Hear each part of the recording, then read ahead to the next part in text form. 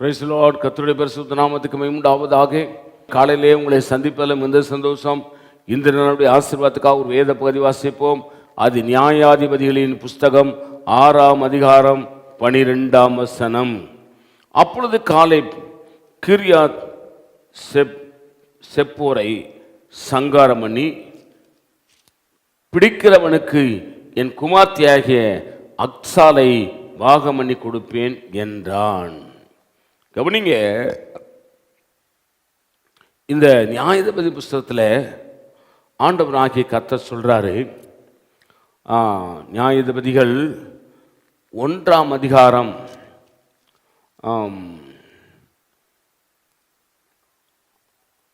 நியாயாதிபதிகள் 1ஆம் அதிகாரம் 12ஆம் வசனத்தை சொல்லுகிறது.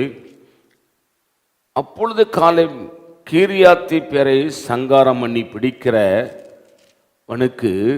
என் குமார்த்தி அக்சாலை பாகம் பண்ணி கொடுப்பேன் என்று இங்கே காலேபு தன்னுடைய ஜனத்தாரிடத்தில் சொல்கிறான்.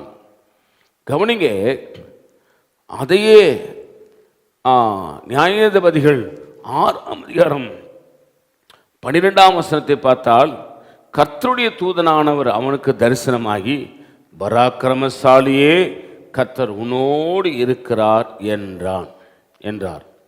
ஆண்டவர் இங்கே கிதியோனை பார்த்து சொல்றாரு, பராக்கிரமசாலியே, கர்த்தர் உன் கூடவே இருக்கிறார் என்று சொல்கிறார்.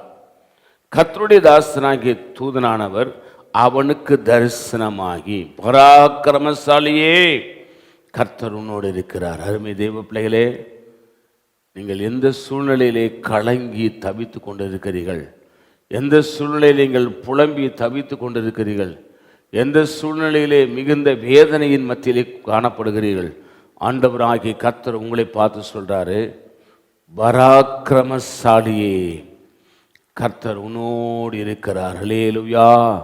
நீங்கள் என்றைக்கு ஆண்டவராகிய இயேசு கிறிஸ்துவை சொந்த இரட்சகராக ஏற்றுக்கொண்டீரோ, அவரை விசுவாசிக்கிறீங்களோ, நீங்கள் சாதாரணமானவர்கள, பராக்கிரமசாலிகள்.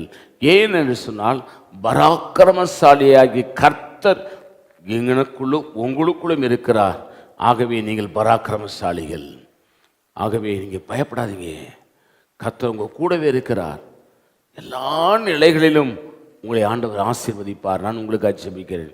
பரிசுத்த பிதாவே, நீர் எங்களோடு என்னோடு பேசின நல்ல வார்த்தைகளுக்காக ஸ்தோத்திரம். இந்த வார்த்தையின்படி ஆசீர்வதியும் இயேசுவின் நாமத்தில் வேண்டிக் கொள்கிறோம் பிதாவே.